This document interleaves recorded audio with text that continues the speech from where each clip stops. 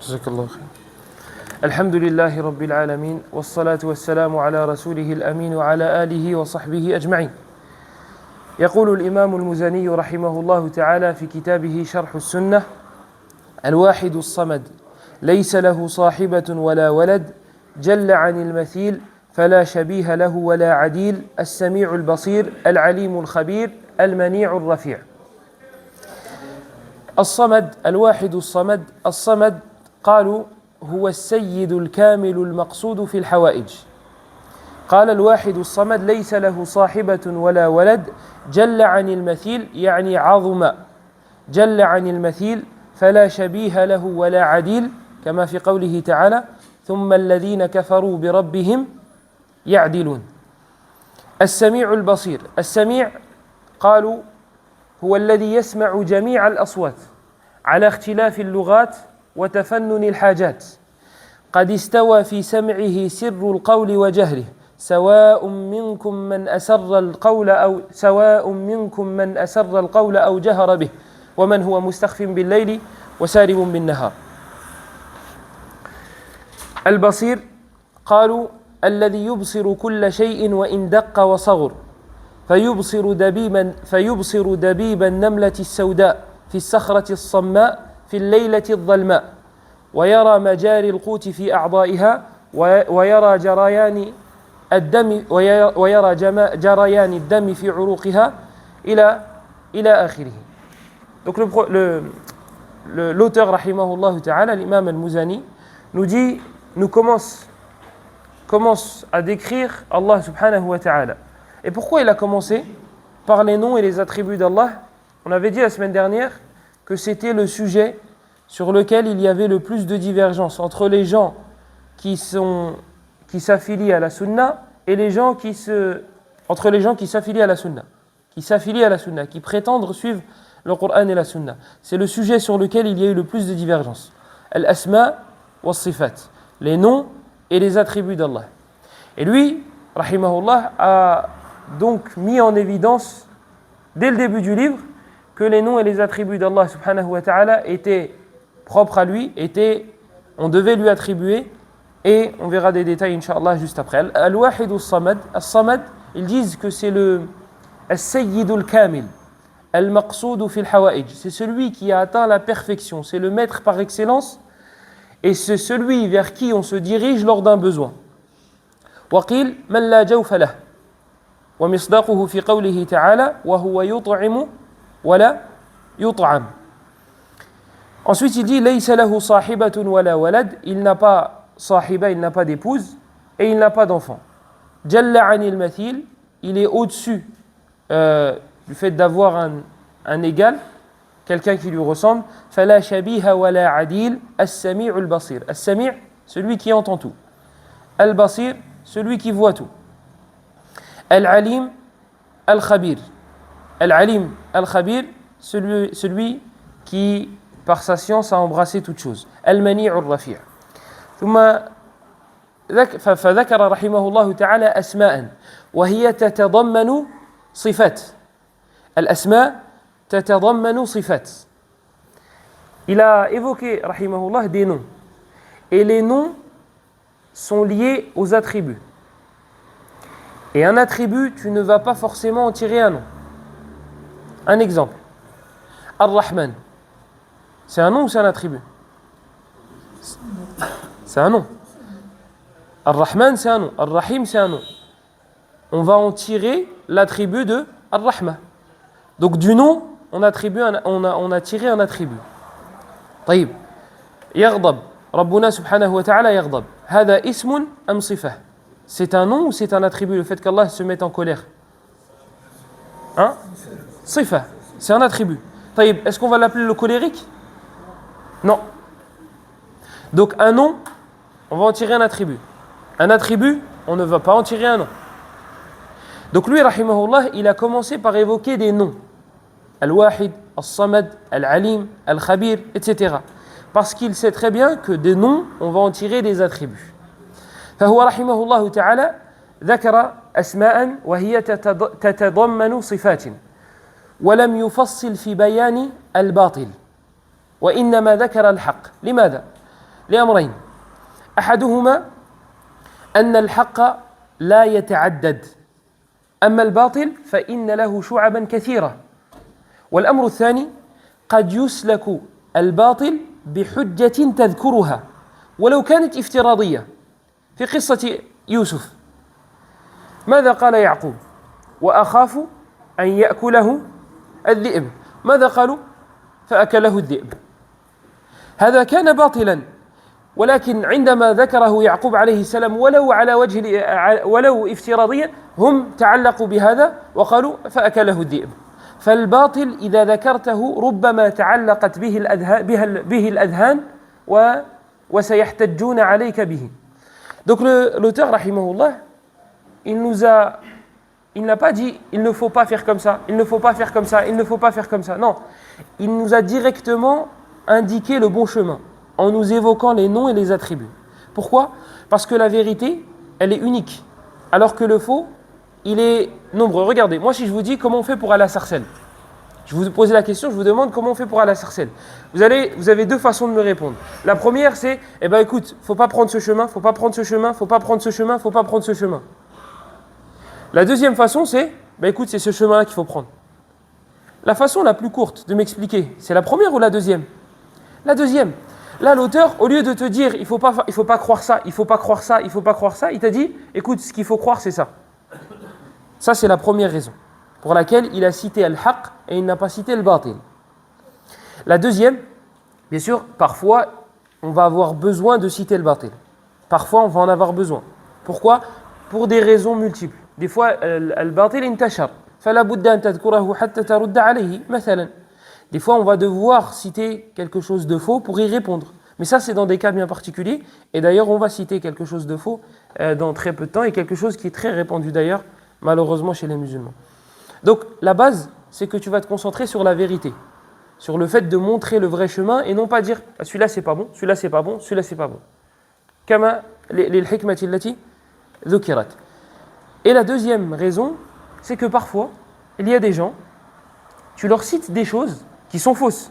Tu vas leur donner un argument et tu vas leur dire, écoute, il y a cet argument-là que ces gens-là peuvent avoir. Et tu vas y répondre. Qu'est-ce qu'ils vont faire ? Ils vont s'accrocher à l'argument. Et ils vont te dire, non, mais je vais. Dans l'histoire de Yusuf, alayhi salam, Ya'qub, qu'est-ce qu'il a dit à ses enfants ? Quand eux, ils ont voulu prendre Yusuf avec eux. Ya'qub, il leur a dit, moi j'ai peur qu'ils se fassent manger par un loup. Ils sont revenus avec du sang et ils ont dit, le loup l'a mangé. Normalement, logiquement, tu vas trouver une autre excuse. Comme ça sera un petit peu plus plausible et logique. Non. Ta'allaqat biha adhanuhum. Eux, ils se sont accrochés à manger. Ça y est. Et c'est ce qui s'est passé en fait. T'as vu, subhanallah ? Non. Donc c'est pour ces deux raisons-là que l'auteur s'est contenté de citer ce qui est vrai et non pas ce qui est faux. Et là, on arrive à la fameuse chose qui est fausse et qui est répandue et qu'on va devoir citer et qui ne va pas plaire à tout le monde, sûrement. قال رحمه الله عال على عرشه وهو دان بعلمه من خلقه. المسألة هي أن الله في كل مكان. أن الله في كل مكان. هذا هو الباطل. بل هو الباطل بعينه. لأن هؤلاء الذين يقولون أن الله في كل مكان عندما تقول لهم إذن الغرفة التي هي تحتك الله فيها لا حاشا طيب إذن الله ليس في كل مكان طيب الأماكن القذرة الله فيها لا حاشا لله طيب إذن أين الله لا في كل مكان لكن هذه الأماكن لا طيب من أين جئت بهذا الاستثناء الله في كل مكان ثم بعد ذلك تستثني لا تحت لا فوق لا شمال لا من أين جئت بهذا الاستثناء ألا يسعك كتاب ربك ألا تجد راحتك في كتاب ربك ألا تجد في كتاب الله الرحمن على العرش استوى تستريح تأخذ بكتاب ربك وبسنة نبيك صلى الله عليه وسلم وترتاح حتى في سجودك ماذا تقول سبحان ربي الأعلى طيب هو في الأعلى إذن في العلو. Donc je disais, on vient au sujet qui ne plaît pas forcément parce que c'est quelque chose qui est très répandu. C'est l'auteur il nous parle du fait qu'Allah subhanahu wa ta'ala est sur son trône. Vous savez, il y a des gens qui rougissent de colère lorsqu'on leur récite Ar-Rahmanu ala al-arsh istawa. Lorsqu'on leur récite ce verset-là. Là, je ne l'ai pas encore interprété. Je t'ai récité le verset, moi. Ils deviennent rouges de colère. Ils disent non, Allah, il n'est pas sur son trône. Mais il est où alors? Il est partout. Il est partout. Donc il est en dessous de la pièce dans laquelle je suis. S'il y a une cave, Allah, il est en dessous aussi. Non, Allah, il n'est pas en dessous. Ok, il est dans ma poche. Non, hasha lillah. Elle n'est pas partout alors. Elle n'est pas partout. Les endroits sales. Non, elle n'est pas dans les endroits sales. Pourquoi on a eu besoin d'avoir recours à cette méthode philosophique alors qu'on a le Coran et on a la Sunna? On a le Coran et on a la Sunna. Donc Allah il est partout. Oui. Et il est dans les endroits. Non, il n'est pas dans les endroits sales. Il est en dessous. Non, il n'est pas en dessous. Taïb. On a besoin de qawa'id, on a besoin de quelque chose de précis. Il est partout ou il n'est pas partout? Et s'il n'est pas partout, c'est quoi les endroits dans lesquels il n'est pas? Vous savez, si on dit qu'Allah il est partout, dans ce cas-là, Fir'aun, lorsqu'il a dit Ana rabbukumul a'la, il n'est pas mécréant. Mais Allah il est partout. Donc il est dans Fir'aun aussi. Donc Fir'aun n'est pas mécréant. Lorsque Fir'aun a dit je suis Allah, il n'a pas tort, puisqu'Allah il est partout.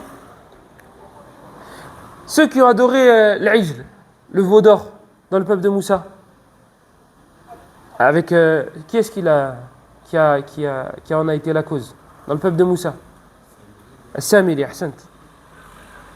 Il y a un veau d'or qui a été adoré lorsque Moussa alayhi salam n'était pas là. Ils n'ont pas eu tort. Pourquoi ils n'ont pas eu tort? Le veau d'or c'est Allah aussi, puisqu'Allah il est partout. Là vous pouvez vous dire, non mais il abuse, il va loin quand même. Sachez qu'il y a des gens qui ont dit ça. Il y a des gens qui sont arrivés jusque-là, qui sont arrivés jusqu'à cette interprétation-là. Et ils ont dit non. En fait, eux, leur problème, à Fir'aun et à Samiri, c'est qu'ils ont restreint Allah à ces choses-là. S'ils avaient adoré toutes choses, là c'est bon. Là c'est bon. Mais là, ils ont restreint Allah dans ces choses-là. Vous imaginez jusqu'où il va, ad-dalal, jusqu'où va l'égarement? Mais pourquoi l'égarement, il allait jusque-là? Parce que plus tu t'éloignes du Coran, plus tu t'éloignes de la Sunna, et plus c'est Shaitan qui te mène à la baguette. Il te dit, vas-y, viens, on va dans cette interprétation-là. Et il ne te laissera pas tranquille. Il n'y a pas un moment où Shaitan il va te dire, tu sais quoi, Baraka, on a dit assez de bêtises, viens, on arrête là. Non, plus les générations vont arriver, et plus ils vont aller loin. Et jusqu'à ce qu'on arrive à des gens qui nous disent, Allah, il est partout. Wahdatul wujud, le fameux sujet qui dit qu'Allah, il est dans tout, et donc on peut adorer tout. Et ça, c'est des gens qui s'affilient à l'islam qui ont dit ces choses-là. ابن عربي مثلا ليس المالكي ابن العربي العالم الكبير ابن عربي من غلاة الصوفية حتى اختلفوا في تكفيره. Il y a une personne qui écrit des livres, etc., qui a dit cette chose-là. Et les savants l'ont fait sortir de l'islam. Al-Dhahabi, rahimahullah, lorsqu'il fait sa biographie, à chaque fois, il essaie de lui trouver une excuse. Il dit, ouais, il a dit ça, mais peut-être qu'on va l'interpréter comme ça. Il a dit ça, mais peut-être. Et quand il est arrivé à Ibrahim, alayhi salam, c'est Allah, Khalilur Rahman, il a dit, non, Ibrahim, c'est Allah. Il a dit, bon, là, qu'est-ce que tu veux trouver comme excuse? Là, c'est pas possible. En fait, c'est ça. C'est lorsque tu t'éloignes du Coran et de la Sunna, voilà ce que ça donne. حتى وصل الأمر إلى أن بعضهم كانوا يقولون في سجودهم سبحان ربي الأسفل. سبحان الله. أنا كما ذكرت لكم الشيطان لن يترك الإنسان. لن يقول له ابتعدنا كثيرا تعال نرجع ونستحي. الشيطان il ne va pas attraper par la main une personne et va dire écoute là ça y est on a été trop loin. Non. Il va essayer jusqu'à arriver à des personnes qui disent dans leur prosternation, au lieu de dire Subhana Rabbi al-A'la, ils disent Subhana Rabbi al-Asfal. Ils disent Allah il est en bas. Il y avait un imam qui est très connu, Sahib al-Waraqat, al-Juwayni, rahimahullah, un grand savant qui avait des problèmes justement sur ce point-là dans la croyance. Et lui c'était Imam al-Haramain. C'était un imam, c'était la référence. Et sauf que dans ce point-là, là, concernant Allah, où est-ce qu'il est, il avait des gros problèmes. Il donnait un cours à la Mecque.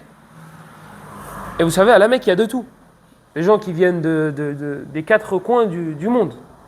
Et il y a quelqu'un qui n'est pas connu pour étudier, pour apprendre. Il est venu comme ça, il a vu un cours, il est resté, il s'est assis, il écoutait le cours. Et il entend. Allah laysa fawq, laysa taht, laysa shimal, laysa yamin. Il entend Allah, il est ni en bas, ni en haut, ni à droite, ni à gauche, ni je sais pas quoi. L'homme en question, il se lève. Il dit, Cheikh, qu'est-ce que tu es en train de dire là? Regardez, c'est sa fitra qui parle, c'est sa nature saine qui parle. Lui, il n'a pas de science. C'est pas un savant. Lui, il n'est pas venu débattre argument contre argument. Lui, c'est un gars simple.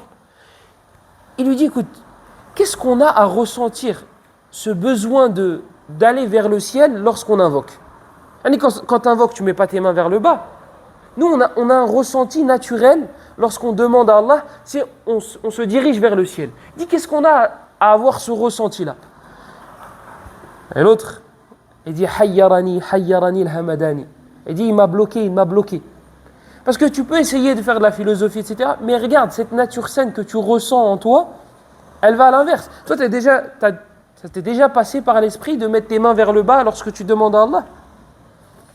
الحديث الذي تعرفونه جاء في السنن من حديث جعفر بن ميمون عن أبي عثمان النهدي عن سلمان الفارسي أن النبي صلى الله عليه وسلم قال إن ربكم حيي كريم يستحيي من عبده أن يرفع إليه يديه فيردهما صفرا أو قال خائبتين. Le hadith qu'on connaît tous. Allah subhanahu wa ta'ala ne laisse pas des mains vides, ne laisse pas des mains d'un serviteur qui se sont levés vers lui, ilayhi, qui se sont levés. هذا الحديث اختلف في رفعه ووقفه وعلى كل حال هو صحيح بمجموع طرقه سواء كان عن سلمان أو عن النبي صلى الله عليه وسلم. والأدلة على علو الله سبحانه وتعالى كثيرة، فمنها ما تقوله في سجودك سبحان ربي الأعلى. قد جاء هذا في السنن الأربعة من حديث حذيفة رضي الله عنه أن النبي صلى الله عليه وسلم كان يقول في ركوعه سبحان ربي العظيم وفي سجوده سبحان ربي الأعلى. وجاء أيضا هذا في سنن أبي داود من حديث موسى بن أيوب عن عمه عن عقبة بن عامر أن النبي صلى الله عليه وسلم قال لما نزلت فسبح باسم ربك العظيم قال اجعلوها في ركوعكم ولما نزلت سبح اسم ربك الأعلى قال اجعلوها في سجودكم. فالأعلى اسم من أسماء الله عز وجل ويدل هذا الاسم على علو الله سبحانه وتعالى. قال سبحانه وتعالى سبح اسم ربك الأعلى وقال ولا يؤوده حفظهما وهو العلي العظيم. وقال سبحانه إن الله كان عليا كبيرا. فهذا الأمر الأول أن الله الذي يدل على علو الله سبحانه وتعالى أسماؤه الدالة على علوه. Parmi les choses qui nous prouvent qu'Allah subhanahu wa ta'ala est élevé, on a ses noms et ses attributs qui prouvent ces choses-là. Parmi ces noms, on a Al-Ali, le très haut. Et ce nom-là a été évoqué plusieurs fois dans le Coran. Dans la sourate que vous connaissez tous, Surat Al-A'la, حتى الاسم Surat Al-A'la, même le nom Al-A'la, le très haut. Donc dedans Allah subhanahu wa ta'ala nous dit Sabbih isma rabbika Al-A'la. Et dans Ayat Al-Kursi il nous dit subhanahu wa ta'ala qu'il est le Al-Ali. Et dans Surat An-Nisa aussi nous avons cité le verset. ومما يدل على علوه سبحانه وتعالى تنزيل الكتاب. أخبر سبحانه وتعالى أنه نزل الكتاب. نزل عليك الكتاب كتاب أنزلناه إليك كتاب أنزل إليك إنا أنزلناه في ليلة القدر. طيب النزول يكون من فوق إلى أسفل، هذا منطقي حتى عند الأطفال. فالنزول يدل على أنه فوق سبحانه وتعالى، وكذلك العكس إليه يصعد الكلم الطيب. يا عيسى إني متوفيك ورافعك إلي. طيب الرفع يكون من أين إلى أين؟ من الأسفل إلى الفوق. هذا منطقي.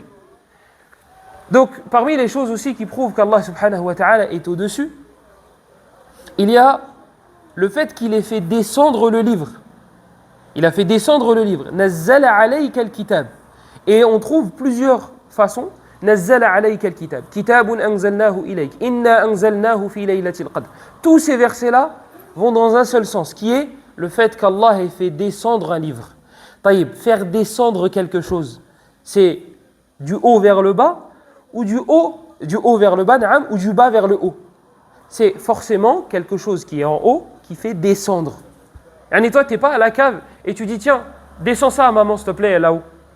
C'est pas logique. Forcément, c'est de haut en bas. Et l'inverse. Allah subhanahu wa ta'ala nous dit que les bonnes paroles montent vers lui. Ilayhi yas'adu al-kalimu at-tayyibu wal-'amalu as-salihu yarfa'uhu wal-raf'u yakun kadhalik. C'est auprès de lui que montent les bonnes paroles et les bonnes actions. Si ça monte auprès de lui, c'est que c'est en bas vers le haut. C'est logique. C'est logique. C'est logique et pourtant on trouve des personnes qui nous disent non, Allah il n'est pas là-haut. Allah il n'est pas là-haut. كذلك يخافون ربهم من فوقهم الملائكة يخافون ربهم من فوقهم أحد الزنادقة قال جبريل يخافون يعني يخافون من جبريل Allah il nous parle des anges il nous dit يخافون ربهم من فوقهم ils craignent Allah qui est au-dessus d'eux. Un des idiots a interprété ce verset-là, il dit non, ils ont peur de Jibril qui est au-dessus d'eux. Ils ont peur de Jibril. Jibril لا يفعل شيئا إلا بأمر ربه. فلماذا لا تخاف من رب جبريل. Pourquoi tu n'as pas interprété le verset en disant c'est le Seigneur de Jibril et non pas Jibril? Parce que Jibril il ne fait rien sans l'autorisation d'Allah. Donc pourquoi ils auraient peur de Jibril alayhi salam? وهذا التفسير لم يأتي عند أحد من السابقين. لم يأتي عن أحد من السابقين أن المراد به جبريل. ولو كان المراد بهذه الآية جبريل لما احتجنا إلى هذا الدليل لكي نثبت أن الله سبحانه وتعالى في العلو. Et même si c'était Jibril qui était voulu dans ce verset-là, même si c'était Jibril, on n'a pas besoin on n'a pas besoin. Ce n'est pas le seul verset pour prouver qu'Allah est au-dessus. ومن ذلك التصريح بأنه فوقنا وهو القاهر فوق عباده. هذا التصريح منه أنه فوق عباده وهو القاهر فوق عباده. ومما يدل على ذلك أيضا استواؤه على عرشه. ونعلم أن العرش فوق المخلوقات. والعجيب أن هذا جاء في سبع آيات. الرحمن على العرش استوى. إن ربكم الله الذي خلق السماوات والأرض في 6 أيام ثم استوى على العرش وهو الذي خلق السماوات والأرض في 6 أيام ثم استوى على العرش. أصرح من هذا لن تجد في سورة الأعراف، في سورة يونس، في سورة الرعد، في سورة طه، في سورة الفرقان، في سورة السجدة، وفي سورة الحديد. ومع ذلك تجد أناسا ينتسبون إلى المسلمين ويزعمون أن الله ليس على عرشه وأنه في كل مكان. وكذلك جاء التصريح به في سنة رسول الله صلى الله عليه وسلم. فقد روى الشيخان من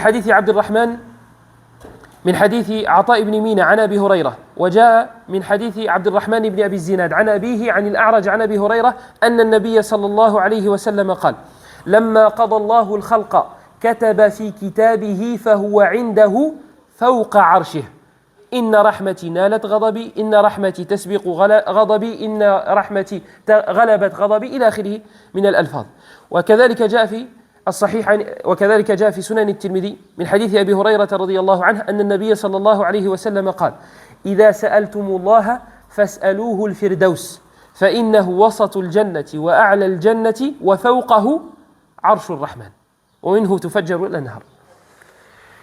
Donc parmi les choses qui nous prouvent qu'Allah subhanahu wa ta'ala est au-dessus de ses créatures et qu'il est sur son trône, qu'il est établi sur son trône, le fait qu'il l'ait cité à 7 reprises, à 7 endroits différents dans le Coran. Et j'ai cité les noms des soirs dans lesquels vous trouverez cela. Et dans la sunna du prophète sallallahu alayhi wa sallam, vous trouvez aussi qu'Allah subhanahu wa ta'ala s'est établi sur son trône.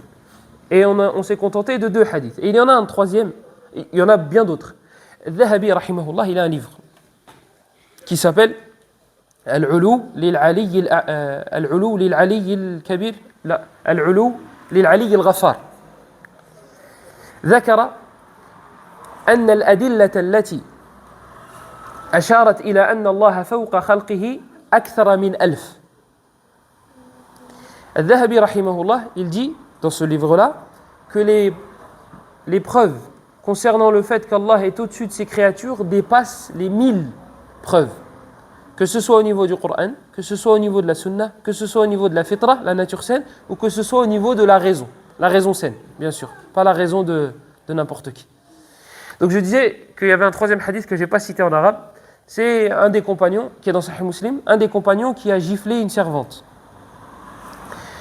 Et le compagnon a regretté et il a voulu se faire pardonner. Donc il a voulu la franchir. Il est parti voir le prophète sallallahu alayhi wa sallam pour lui demander son avis. Le prophète sallallahu alayhi wa sallam, il dit à la jariya de venir. Elle vient, le prophète sallallahu alayhi wa sallam lui dit Aïna Allah. قالت في السماء. قال من أنا؟ قال رسول الله. قال أعتقها فإنها مؤمنة. Il lui a dit qui je suis. Il lui a dit où est-ce qu'Allah est. Où est Allah? Elle lui a dit في السماء. في يعني على. في السماء يعني على السماء. كما قال فرعون. في جذوع النخل يعني على ليس الداخل لا يمكن في النخل لا يمكن على. Donc elle lui a dit pardon, je suis Allah est sur les cieux, au-dessus des cieux.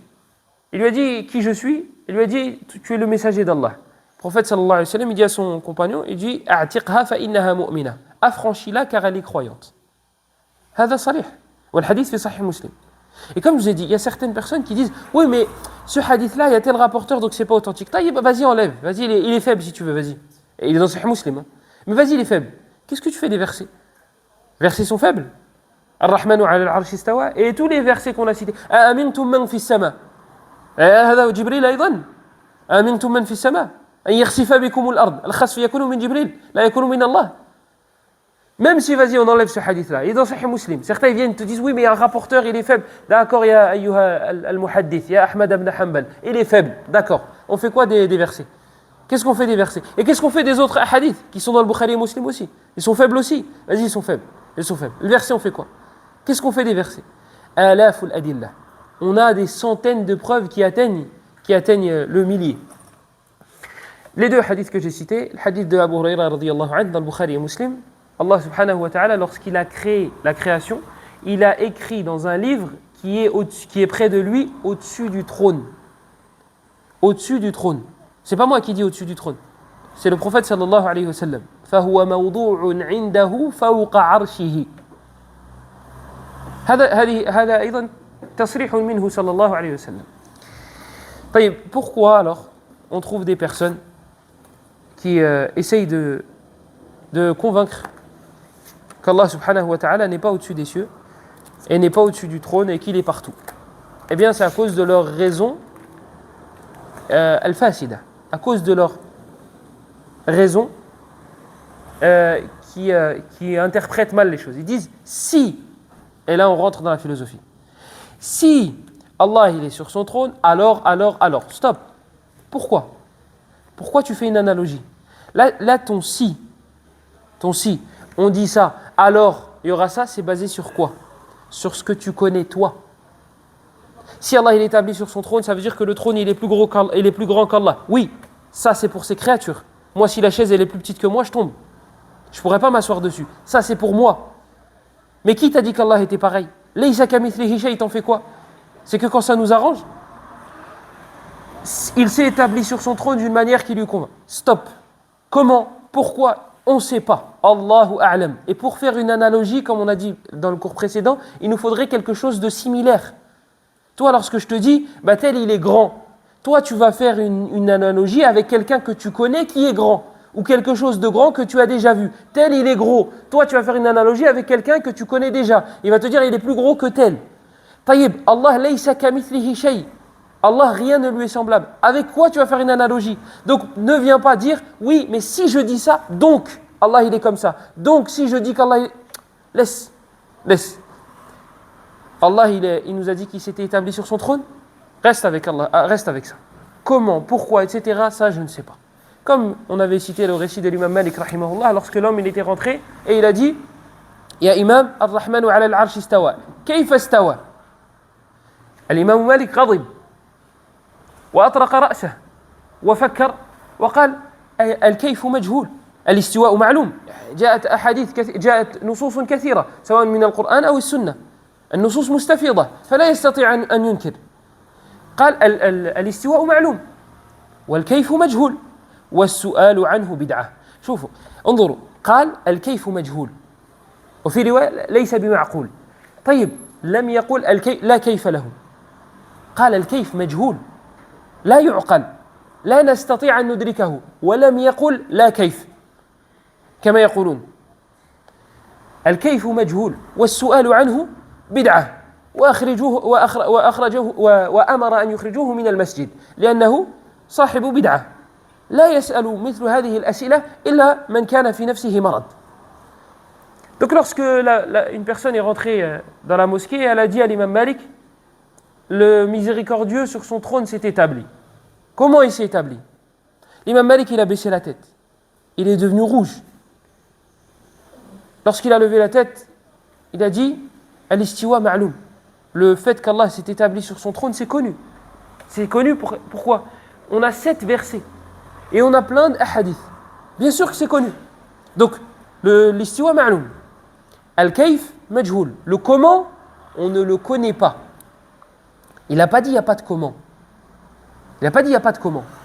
Il a dit le comment, on ne le connaît pas. C'est pas pareil. Le comment, on ne le connaît pas. Et la troisième, was-su'alu anhu bid'ah.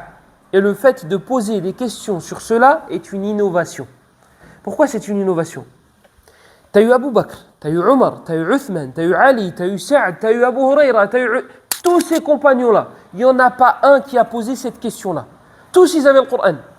Tous ils avaient Ar-Rahmanu ala al-Arsh istawa. Wa huwa alladhi khalaqa as-samawati wal-arda fi sittati ayyamin thumma istawa ala al-Arsh. Ils avaient tous ces versets-là. Tous les compagnons ils avaient. Il n'y en a pas un qui est venu voir le prophète et qui lui a dit Ar-Rahmanu ala al-Arsh istawa. Kayfa istawa? Comment ça il s'est établi sur son trône? Comment il s'est établi sur son trône? Il n'y en a pas un qui a posé la question. Pas un. Après la mort du prophète, il n'y en a pas un des compagnons qui a été voir un autre qui a dit t'as vu, je ne voulais pas poser cette question, je ne voulais pas la poser au prophète, j'avais peur qu'il s'énerve, donc je vais te la poser à toi, ya Abu Bakr, ou bien ya Omar. Pas un. Tabi'in, pareil. Il n'y a pas un des tabi'is qui est venu voir Abu Bakr ou Omar ou Uthman. T'as vu, nous on s'est posé une question dans le Coran, Ar-Rahmanu ala al-Arsh istawa. Comment il s'est établi là, Allah? Il n'y en a pas un. Il n'y en a pas un. Jusqu'à ce que toi tu viennes, à l'époque de l'imam Malik, tu viens et tu dis comment il s'est établi sur son trône Allah? Comment il s'est établi sur son trône Allah? C'est comme le récit dans Sunan al-Darimi. الدارمي من شيوخ الإمام البخاري توفي سنة قبل الإمام البخاري وله مسند وبعضهم يقول السنن. Il y a un hadith qui est rapporté par l'imam al-Darimi rahimahullah où il y avait un homme, je ne sais plus comment il s'appelle, Sabir, je crois que c'était Sabir. Il allait à l'époque de Omar ibn al-Khattab radiyallahu anhu. Il allait dans les turuqat et dans les marchés et il sortait un verset comme ça et il disait mais qu'est-ce que ça veut dire ça? C'est un musulman, c'est un musulman. Mais lui, son objectif, c'était yushakkiku fi aqaid al-muslimin. Lui, son objectif, c'était de mettre des doutes. Donc il sort un verset comme ça, il dit qu'est-ce que ça veut dire ça? Qu'est-ce que ça veut dire ça? Yani, qu'est-ce que ça sous-entend? Et qu'est-ce que ça veut dire?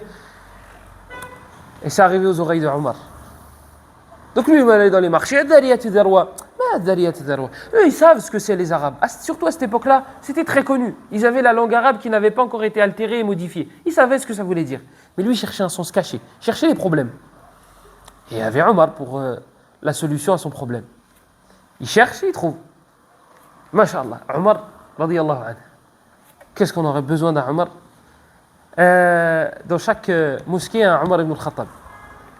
Omar ibn al-Khattab, il entend, ça arrive à ses oreilles, qu'il y en a un qui est en train de mettre des doutes aux musulmans et qui prend un verset comme ça et qui dit ça veut dire quoi ça? Et ça veut dire quoi?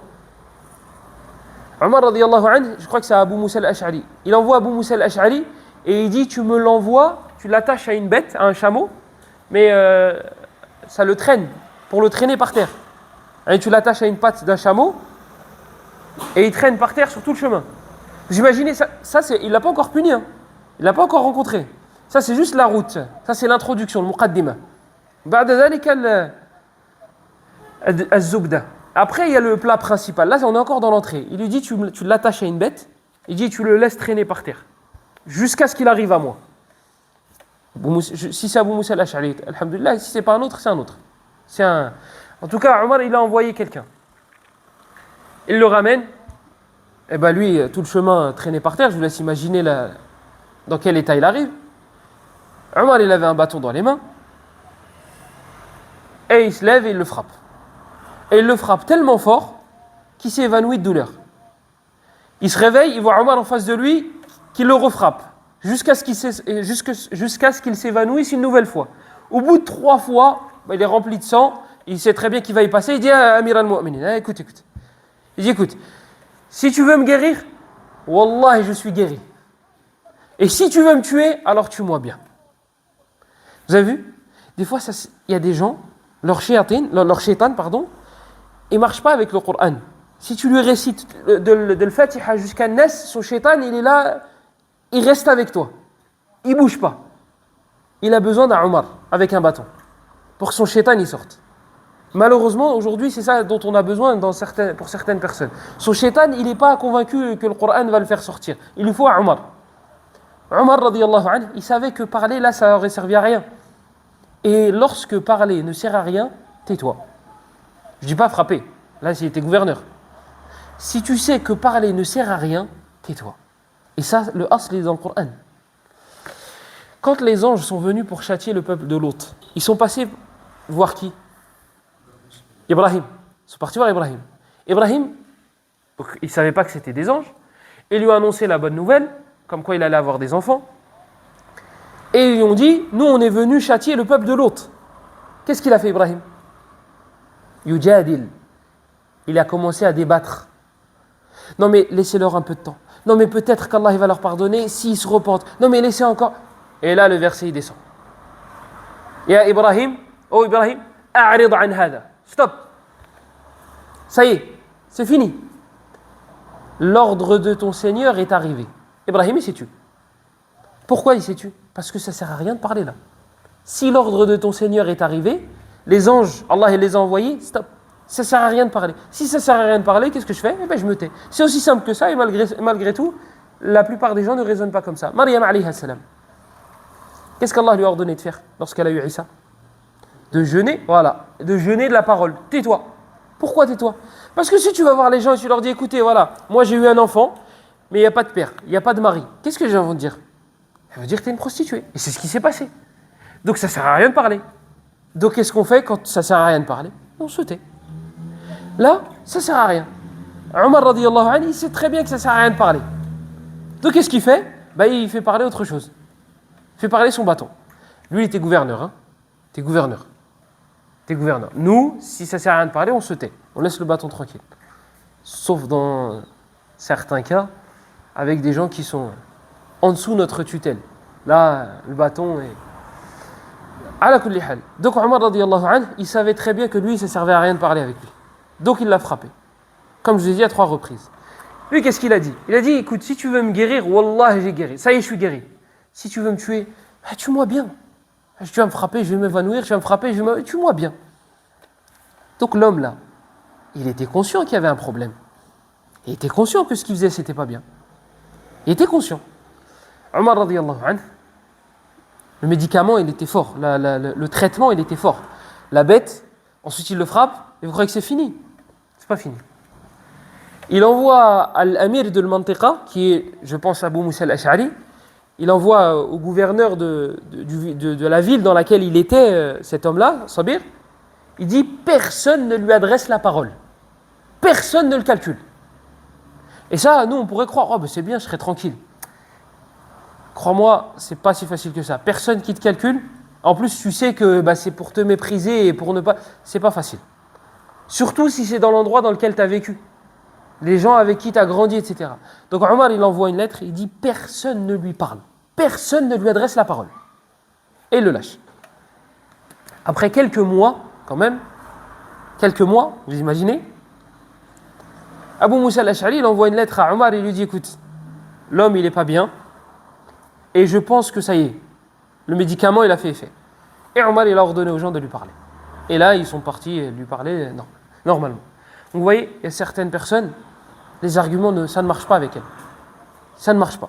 Donc, si on ne peut pas les frapper, puisqu'on n'est pas des gouverneurs, on n'est pas Omar ibn Khattab, ça ne sert à rien. Man kana yu'minu billahi wal yawmil akhir, falyaqul khayran aw liyasmut. Comme ça, t'astarih et tu vas te reposer. Donc, ces gens-là, malheureusement, ce qu'ils ont fait, c'est qu'ils ont mis leur raison en avant. Ils ont mis leur raison en avant.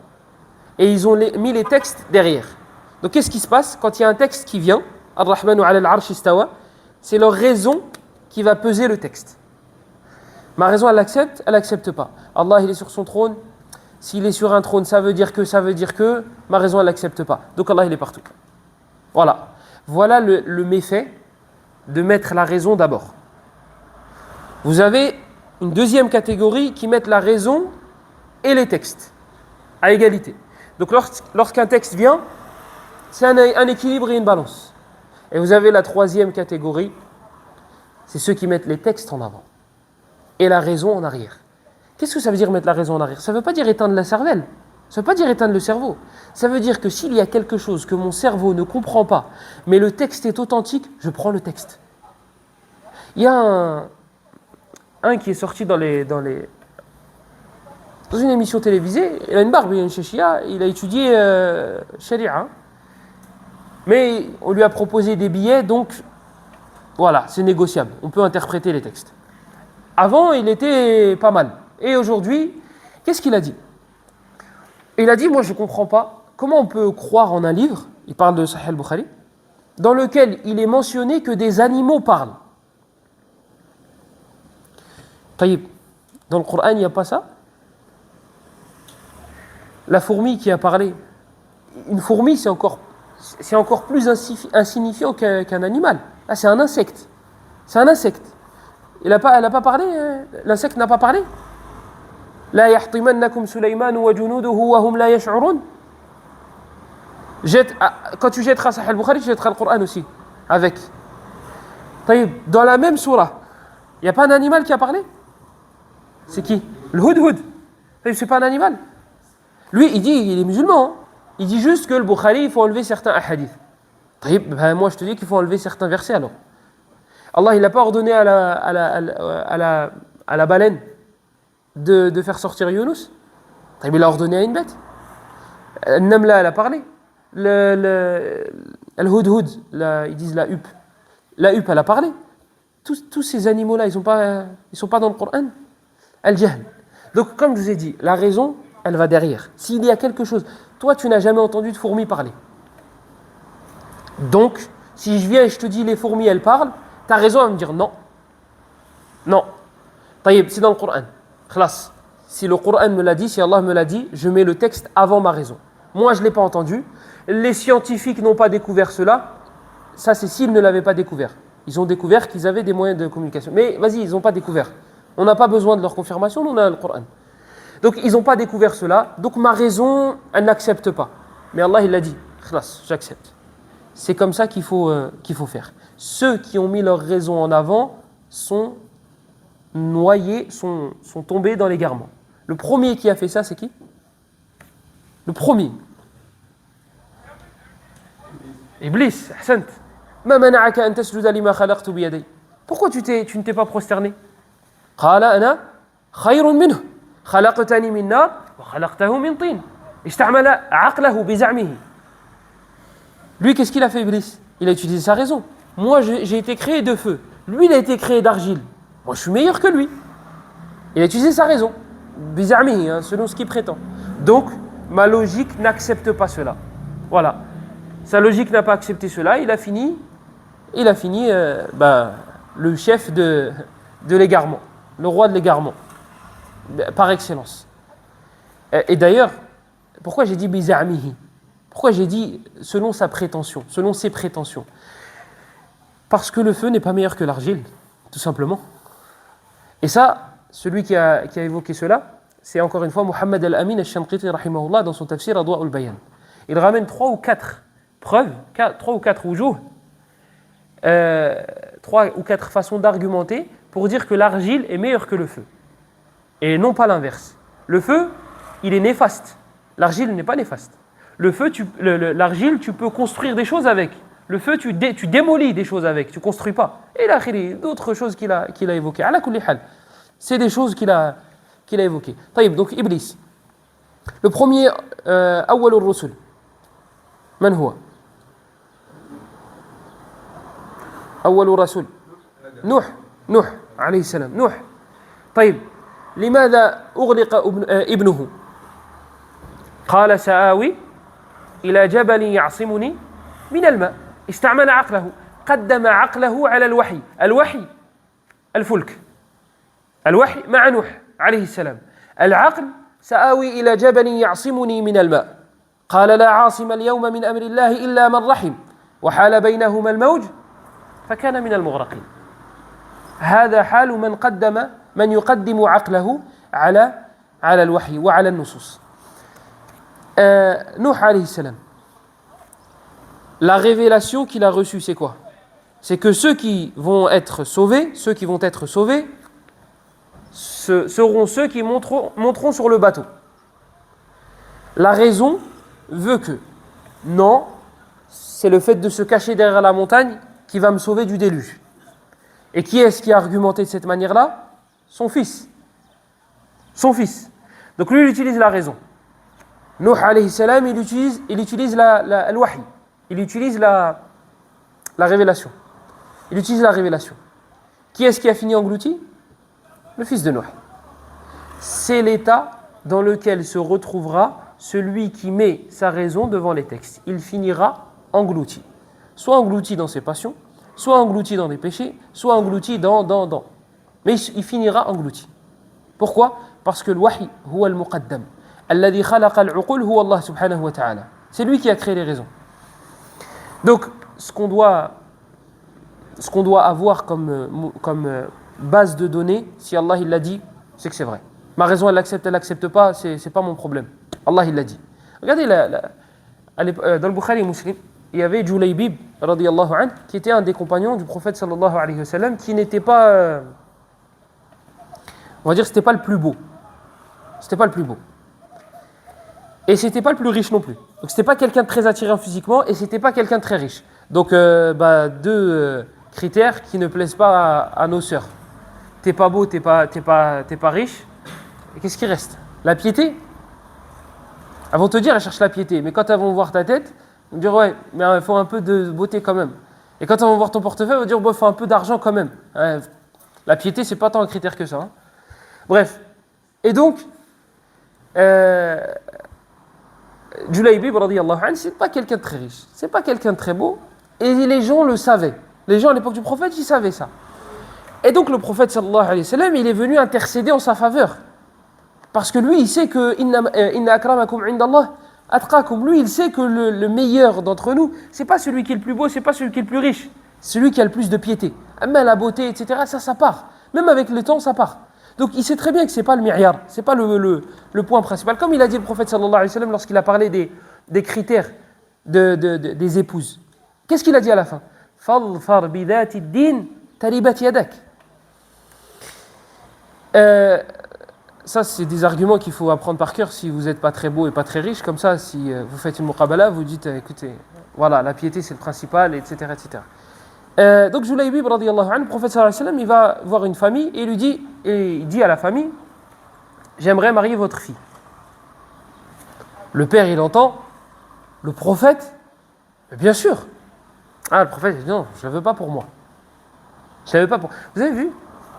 Si ça avait été un faux prophète, si ça avait été un menteur, wahasha, il en aurait profité de ce genre de choses-là. Il aurait profité des filles des musulmans. Il aurait profité de la richesse des musulmans. Il en aurait profité. Ah ouais, moi je veux ta fille. Toi, je veux ta richesse. Moi je veux ça, je veux ça. Il en aurait profité. Et il ne l'a pas fait. Alayhi salatu wassalam.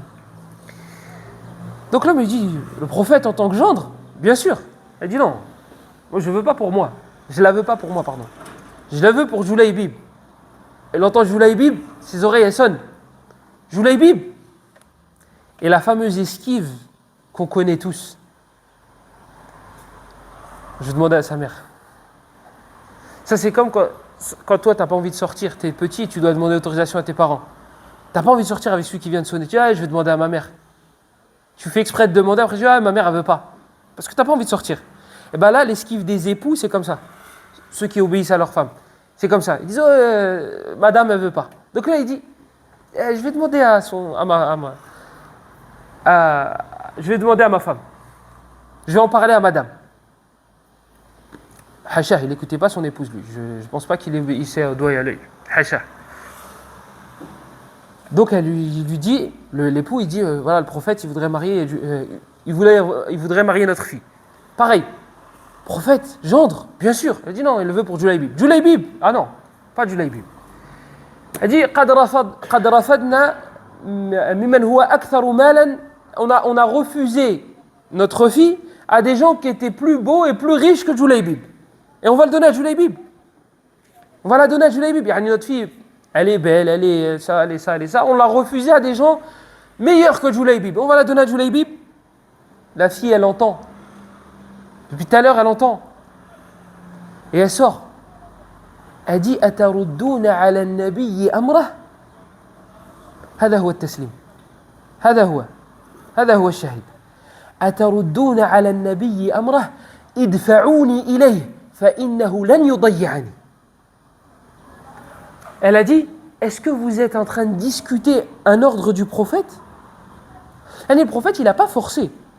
C'est pas un mariage forcé. Nous, ça n'existe pas ça en islam. Il n'y a pas de mariage forcé. Ça n'existe pas. Mais elle, la fille, elle a entendu que le prophète avait dit de faire, classe, ça s'arrête là. Il n'y a pas à chercher plus loin. Le prophète, il a dit de faire, on fait. Donc elle dit, est-ce que vous êtes en train de discuter un ordre du prophète?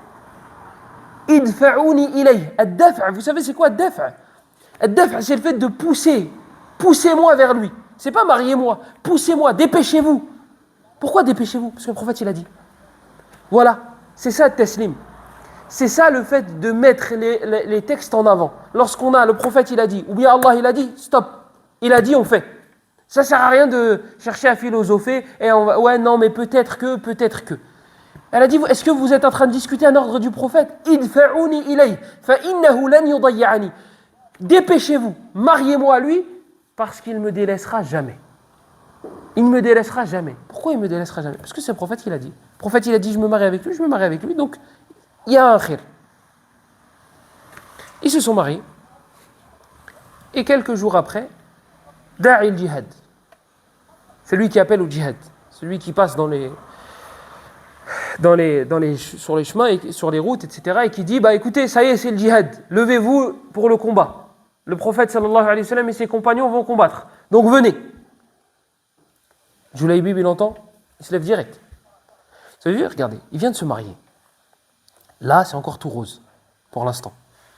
Pour l'instant, c'est tout rose. Il ne s'est pas dit, je vais trouver une excuse. Je vais dire au prophète, bah, moi je viens de me marier, c'est nouveau pour moi. Je ne savais pas ce que c'était le mariage, là je viens juste de découvrir. Allez, la prochaine bataille, je viendrai. Parce qu'ils savent qu'ils peuvent mourir. Ils savent qu'ils peuvent mourir à n'importe quelle bataille. Il s'est levé direct.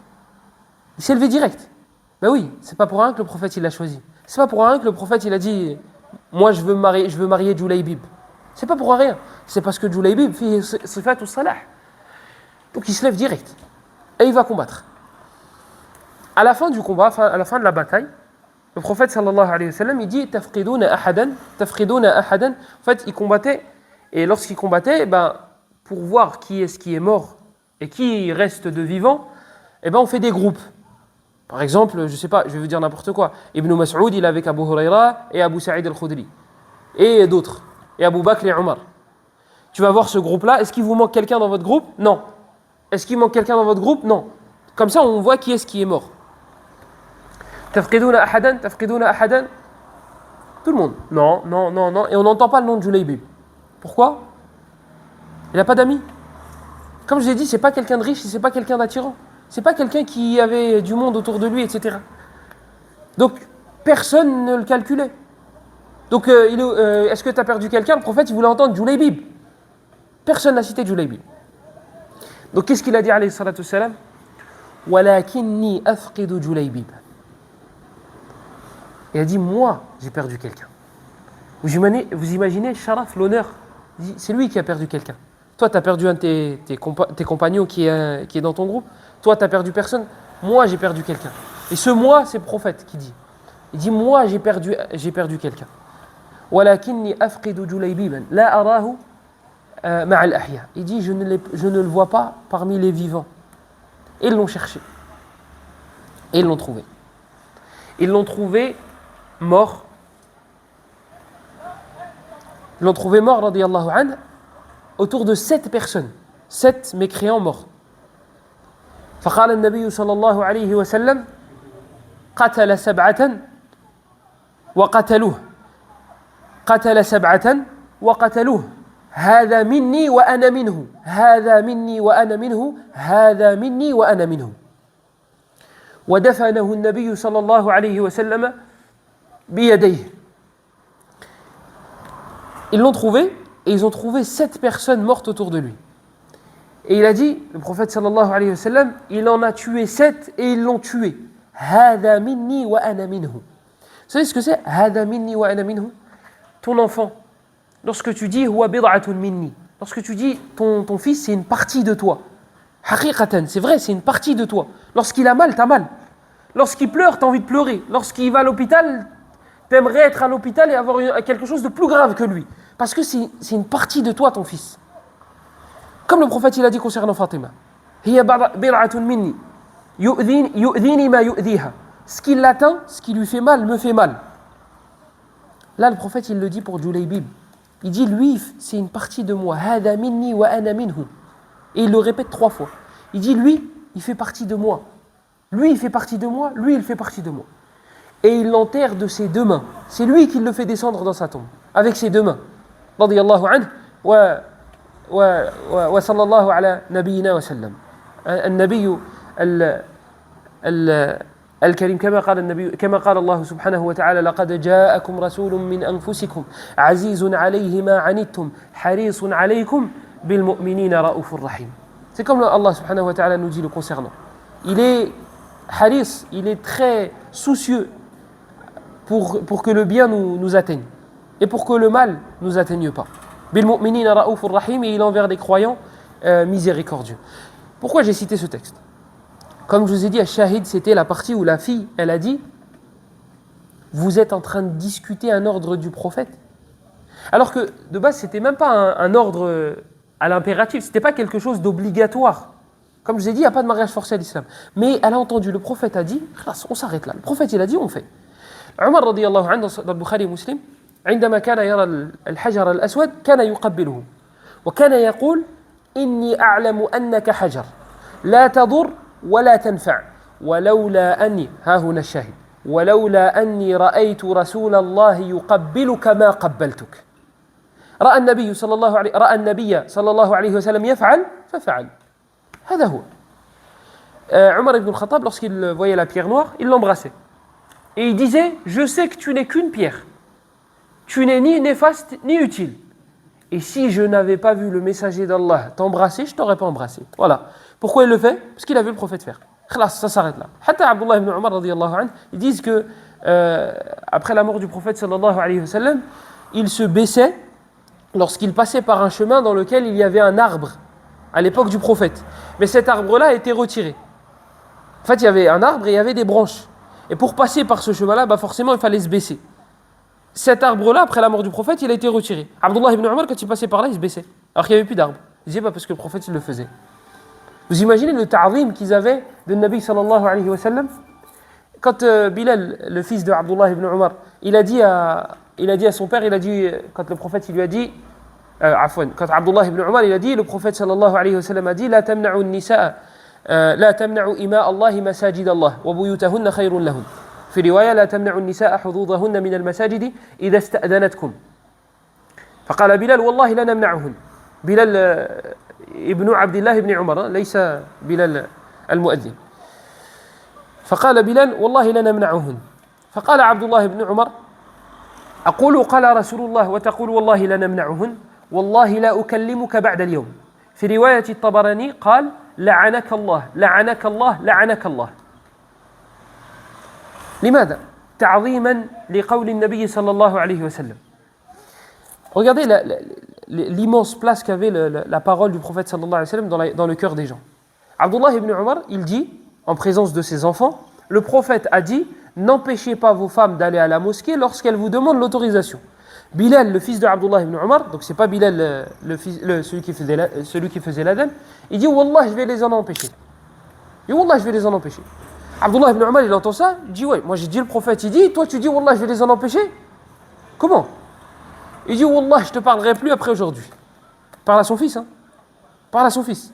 Dans la version de Tabarani, il dit, qu'Allah te maudisse, qu'Allah te maudisse, qu'Allah te maudisse. Tout à la fin de sa vie, Abdullah ibn Umar, quand il commençait à mourir, son fils Bilal, il est venu lui rendre visite. Ils lui ont dit, oh, Bilal, il est là, il veut te rendre visite. Il a dit non. Et il n'a pas parlé jusqu'à ce qu'il soit mort. Pourquoi? تعظيما للنبي صلى الله عليه وسلم.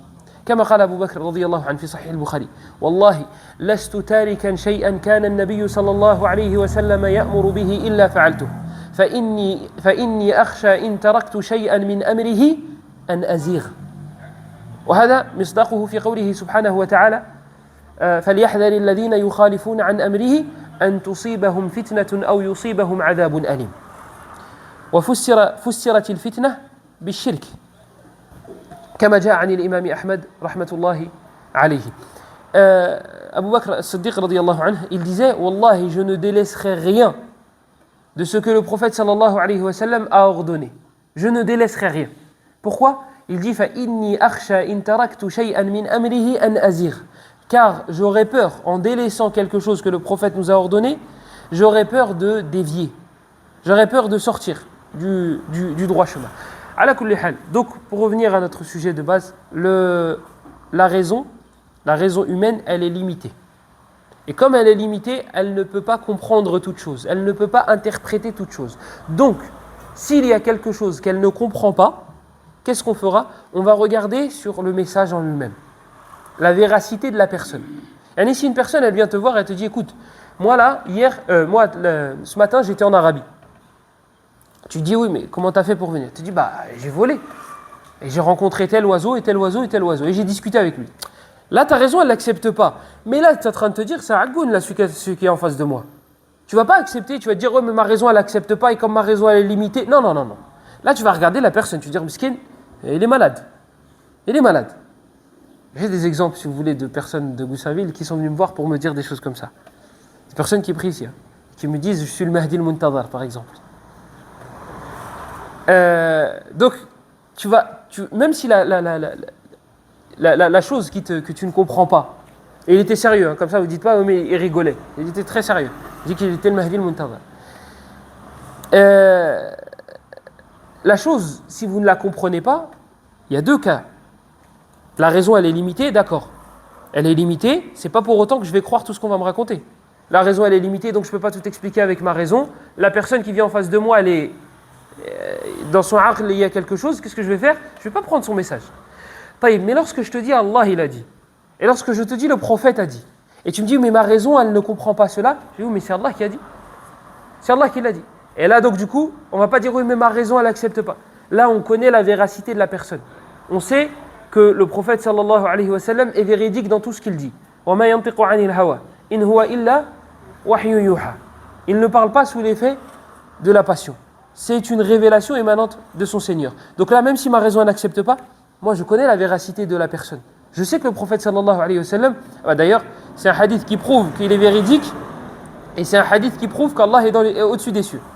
Ala ta'manuni wa ana aminu man fi sama. N'allez-vous. Vous avez compris le hadith. Il va être difficile à traduire.